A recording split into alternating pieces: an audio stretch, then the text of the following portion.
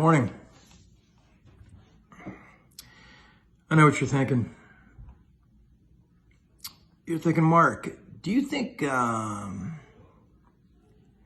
live events will be coming back soon? Maybe 2021, maybe sooner?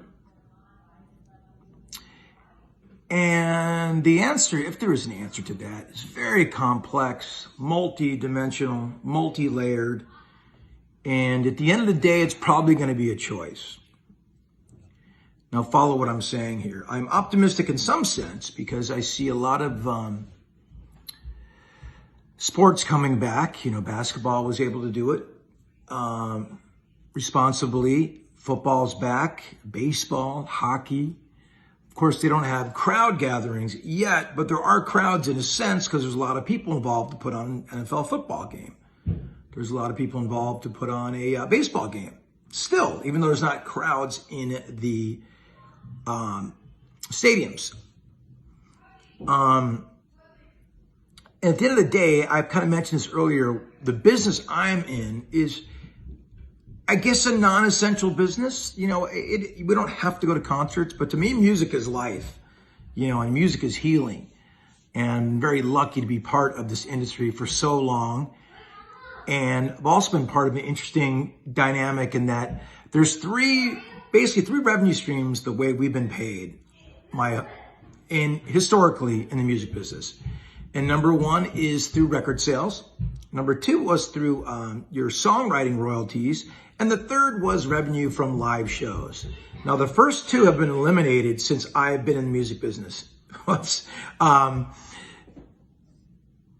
You know, there's no more record sales. You make zero money off that. They used to be the number one earner of money for artists. The second one was songwriting royalties, which has gone away too from streaming. What's interesting now is that the live thing has been taken away from us, hopefully temporarily. So it's been very difficult to survive under the current climate and under the pandemic conditions. Now, we're not alone. Definitely not alone. What makes us interesting is we're probably going to be the last to return because of an overall sort of perception that it's so non-essential. And why would you know, I've read some things about what happened up in Sturgis, and I understand, you know, people's concerns about that. And people are like, why would you kill yourself to go see this person? Why would you kill yourself to go see that band? Why would you kill yourself to go see any band? Nobody wants that, you know? The Beatles could reunite. There's no excuse to go watch a band and temporarily get sick or die. There's no logic or reasoning for that. So that is nobody's, obviously, intention. But you've got to understand that 95% of the people that work in the music industry, in the live industry, work paycheck to paycheck. They truly do. From guitar techs, drum techs, lighting guys, tour managers, bus drivers, caterers, agents, promoters. You know, the list just goes on and on. I mean, not everybody's U2, Coldplay, and Rolling Stones, but you can just wait out whatever this is. And when we go back to playing live, it's not going to be perfect. And I think people want to be rewarded because they've been quarantining for so long, respectfully and rightfully so, under this pandemic. They want to be rewarded with a perfect situation to come back to when live events do return. I've got news for everybody. It wasn't perfect before the pandemic, so that is not possible. So I think a little bit of compassion and understanding is going to have to be exercised on both sides for us to come back and play live. We want to play live. I know fans want to go see music responsibly, and we all want to do it responsibly. And I think it's going to look a little different. I think we can get back to normal, hopefully. But I think it needs a little bit of compassion. So if you see artists going out there trying to make things work and trying to make things happen, they're just trying to survive. You know, you just can't. This industry's just been hit very hard, as I mentioned, by the revenue streams. So we're going to have to get back to work someday.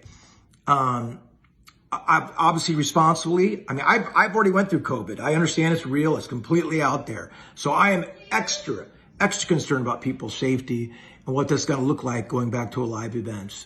But it's going to need a little compassion on both sides, meaning that, you know, you can't just go murder a band because of the first or second or a comedian to go out there and just try and perform. And another thing, if you don't want to go to the event, do not go to the event.